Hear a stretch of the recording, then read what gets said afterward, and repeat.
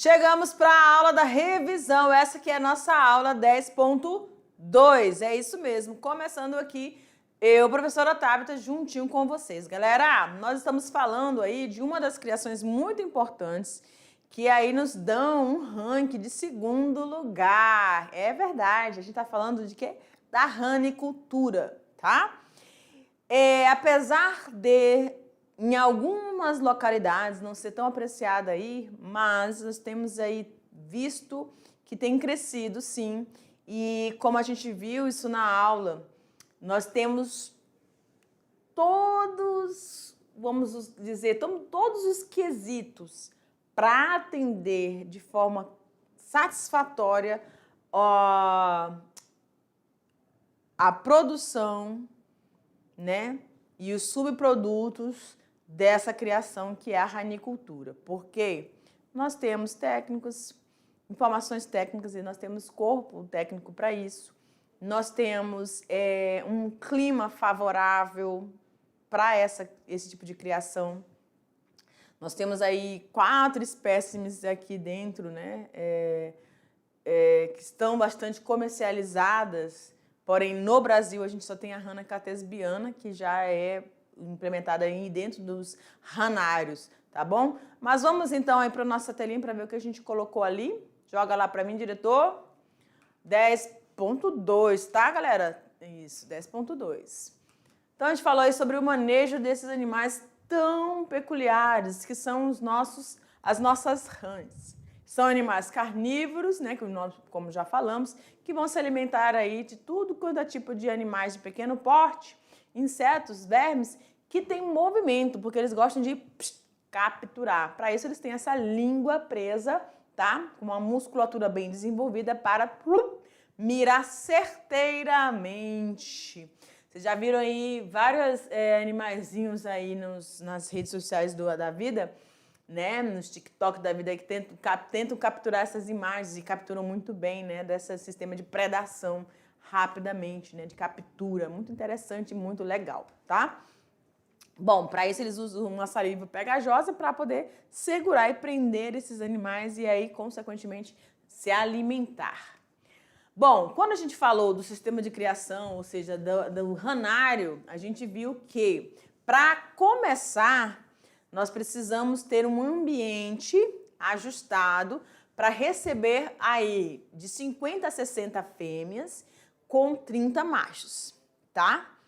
Esses machos e essas fêmeas vão ter no setor de criação, de reprodução, vão estar separados inicialmente e posteriormente eles vão ser unidos para o sistema de acasalamento, tá?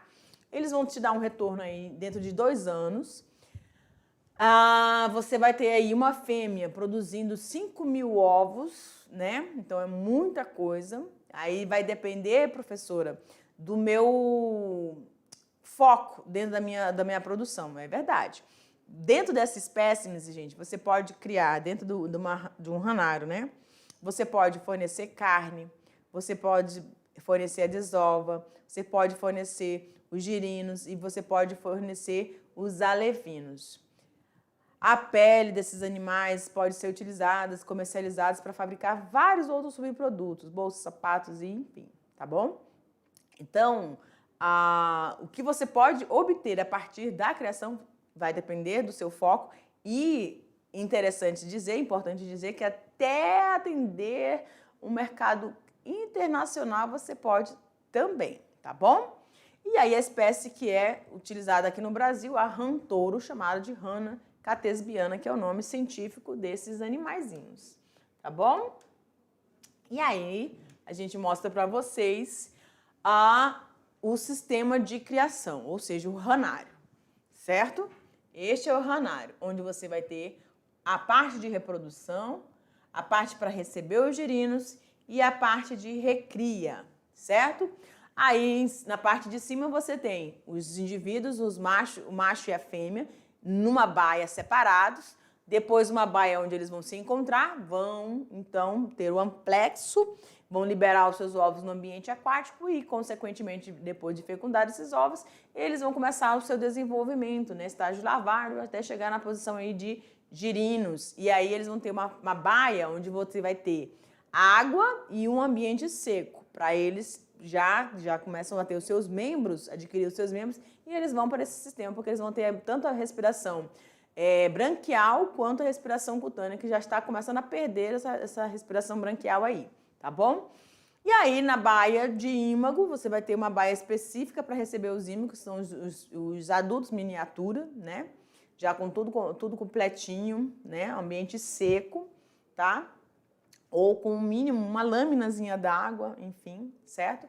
E aí você vai ter a baia de terminação, né? Onde eles vão apenas ganhando o peso, o suporte de peso aí. E aí, consequentemente, chegou ao período o peso ideal para a espécie, você já vai para um setor onde eles vão ser abatidos, processados e depois distribuídos, tá bom? E vai chegar aí, então, ao consumidor. É isso aí, galera. Agora você vai ficar com a sua atividade e já a gente retorna para responder cada uma delas juntinho, tá bom? Tchau!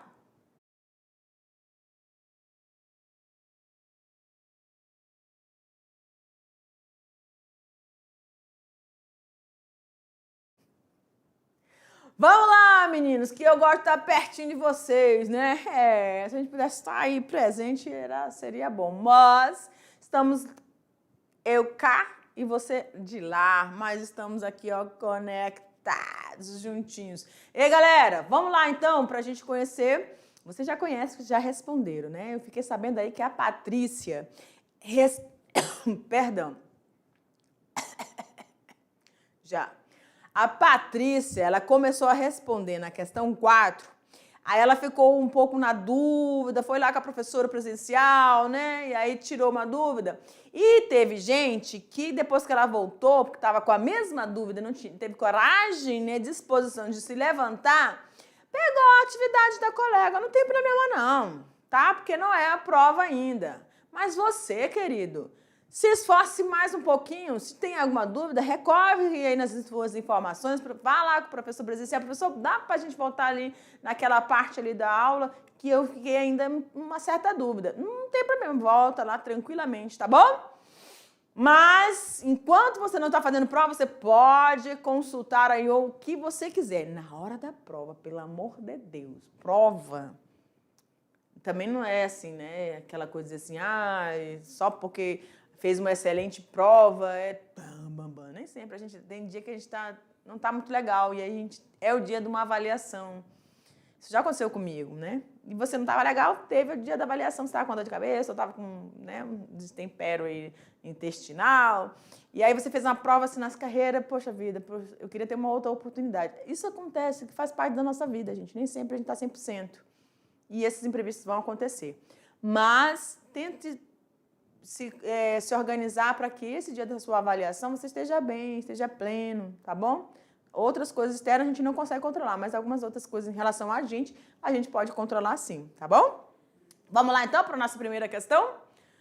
Questão de número 1. A questão número 1 você vai complementar aí, né? Então, olha lá, deixa eu mudar minha canetinha que eu vou escrever aqui juntinho com vocês, tá bom? Vou colocar de preto? Não, porque já tá de preto, vou colocar de azul. Pode ser? Pode. Ó, observe a imagem e o texto abaixo. Vamos lá. Trata-se, a gente tem uma imagem, que imagem é essa? De um anfíbio, perfeito? Traças de um vertebrado da classe anfíbia, não é isso? Opa, deixa eu corrigir aqui. Cadê a caneta? Tá? Aqui. Anfíbia. Ou se você quiser colocar normal, pode colocar lá, tá? Então, a gente tem aí uma classe anfíbia da ordem Anura, muito bem, onde nessa ordem eu vou ter rãs, sapos e pererecas, tá, gente? Mas aí a gente tá falando da ranicultura, as rãs. Identificado como rãs, né? Ou rã, porque eu tô mostrando uma imagem só. Nestes, há maior capacidade para nadar devido à entre os dedos. Ah, aquela membraninha que eu mostrei para vocês, não é isso? Membrana entre os dedos. Apresentam fase aquática com respiração branquial. E aí, Paulo, colocou isso aí? Ih, professora, ele colocou branquial não, ele colocou cutânea, meu pai, preste mais atenção na próxima vez, ó. A fecundação, ela é externa ou interna, hein? Deixa eu ver quem vai que eu vou perguntar agora. Rebeca, a fecundação deles é externa ou interna? Não ouvi, fala mais alto. Tá bom, ok, ela é externa. Tá bom? Por que que eu sei disso? Porque o encontro dos seus gametas é no ambiente externo. Por isso tem que ter aquela águazinha lá para os reprodutores, tá bom? Complete as lacunas coerentemente com este vertebrado e a gente já respondeu aí. Então, a gente tem que ter uma opção lá onde tem a palavra anfíbia, que representa a classe, o grupo de animais que a gente está trabalhando, que são as rãs, as membraninhas entre os dedos, a respiração branquial e essa fecundação externa. Vamos lá, então? Ah, não tem opção, é só para escrever. Ah, tá, então. Anfíbia, rã, membrana branquial e externa. Perfeitamente? Muito bem, vamos para a nossa segunda questão. Olha lá. Quanto ao manejo de criação de rãs relacionado à estrutura, quais os cuidados quanto às fases aquáticas e terrestres? Muito bem. Ó, você vai lembrar o quê? Que esses animais, eles têm fase aquática e fase terrestre, consequentemente, eles precisam de um ambiente seco e um ambiente úmido. Perfeito? Ok. No momento de reprodução também é importante eles estarem no ambiente aquático, as matrizes, para que haja o encontro dos seus gametas, porque a fecundação é externa, nós já falamos sobre isso. Então, quais são esses cuidados em relação às fases aquáticas? Se eu tenho um animal na fase aquática, ele tem uma respiração branquial, né? Então, a gente não está aí falando especificamente dos ímagos, nós estamos falando aí do período lá onde eles são larvas e aí eles chegam na fase de girino, tá bom? Que é esse momento. E aí, quando eles começam a adquirir a fase do ímago, que é a fase terrestre aí que eles precisam, então, você precisa ter um ambiente onde você tem essa parte seca, tá? Tem que ter um cuidado com aquela declividade, tá? Para que haja o encontro aí desses gametas, enfim. Vamos lá, o que está aqui. Ó, na fase aquática, a criação necessita de tanques com que leve declínio no fundo para o desenvolvimento dos girinos. Na fase terrestre, precisa das baias de crescimento para os ímagos, no setor de recria, e também de galpões fechados, estufas agrícolas ou telas de nylon para o sistema de engorda, tá bom? Então, esses dois são os dois ambientes importantes. Tanques com declives, né? Para o desenvolvimento desses girinos. Aí, no terrestre, você precisa dessas baias para os ímagos, essa parte com estruturas secas, para eles subirem, né? Estarem ali nessa respiração cutânea, pulmonar, tá bom? E os ambientes fechados e as estufas para poder estimular o metabolismo desses organismos, eles alcançarem um ganho de peso de forma mais acelerada, tá bom? Vocês lembram que com 4 meses aí você já começa a ter o resultado dessa produção, né? Terceira questão, o Brasil é o segundo maior criador de rãs do mundo, sendo Taiwan o primeiro. Tem um Taiwan aí? Taiwan? Tem na sala?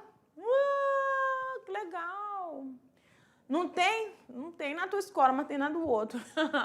Ó, eu não vi ainda nenhum Taiwan. Se você tiver por aí, você manda um print pra mim, tá? Tira uma foto aí, diga, professor, eu sou Taiwan, professora. Vai, para você, deixa de graça.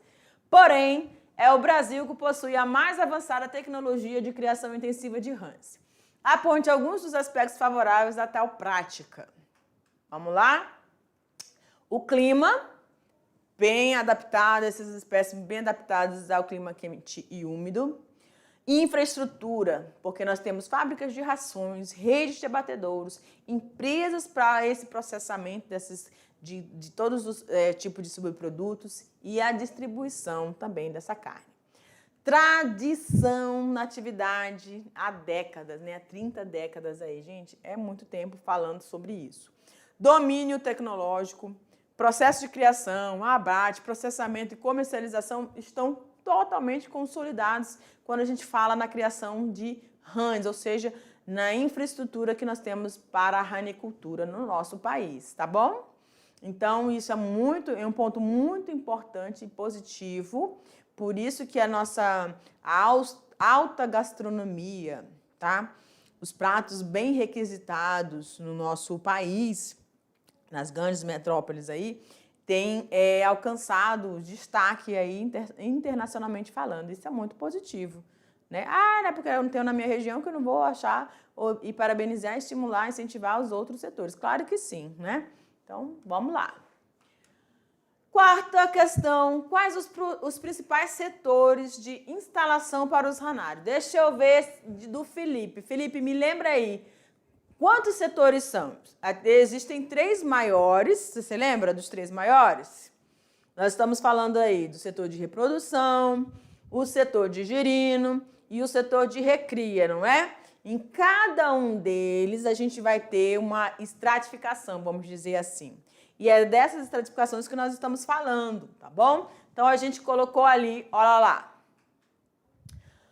Os ranários comerciais, em sua maioria, são constituídos por vários setores, tais como a área de reprodução, a área de estocagem, a área onde vai ter recebimento e desenvolvimento desenvolvimento embrionário, o setor de girinagem, porque presta atenção, gente. Isso aqui, ó, é toda aquela parte lá do nosso ranário que a gente mostrou lá na imagem, né? Então, eles estão separados, aí se unem, reproduzem, tá bom? O local onde você vai receber esses óvulos, eles vão ser fecundados, vão começar o seu desenvolvimento, e aí, ó, isso tudo aqui, ó, o desenvolvimento embrionário, para eles chegarem nessa fase de girino. Quando eles chegam nessa fase de girino, já tem um outro setor específico, tá bom? E, consequentemente, eles vão chegar aí ao desenvolvimento, chegar na fase de ímago, que eles estão passando aí por essas metamorfoses, e vai ter o último setor que eles vão só simplesmente ganhar peso, que é o setor da engorda, tá bom? Então, todos esses setores vão atender as necessidades do desenvolvimento destes organismos até chegar o momento de abate. Perfeito? Vamos lá para a nossa quinta questão. Apesar do segundo lugar no mundo, a produção brasileira ainda é pequena. Em relação à comercialização, existe um amplo conjunto de produtos e subprodutos da ranicultura, com potencial econômico envolvendo animais vivos. Lá no Taiwan, esses outros países aí, eles... É meio esquisito até, né? Tem uns que comem, pegam o bicho lá dentro do aquário lá e come, gente. É o negócio mais esquisito do mundo, mas é a cultura deles, né? Para nós é esquisito, mas é a cultura deles. Quais são estes produtos e subprodutos? Gente, nós temos aí carne, que é o ponto principal, tá? Com alta qualidade, sabor, certo? Também há o fornecimento das desovas, de girinos, de ímagos. Tem pessoas que já querem só nessa fase do desenvolvimento, ou é ímago ou é o girino, tá? Para atender aí os setores de cria e recria. Além da pele, que também é procurada aí no mercado internacional para as bijuterias, bolsas, sapatos, cintos e por aí vai. Porque é uma qualidade, um tecido de qualidade, né? Um couro de qualidade. E por último, nós temos aí a esquematização desse setor do ranário, no setor de reprodução, de girino, setor de recria. E aí a gente viu aí todo esse cenário aqui, tá?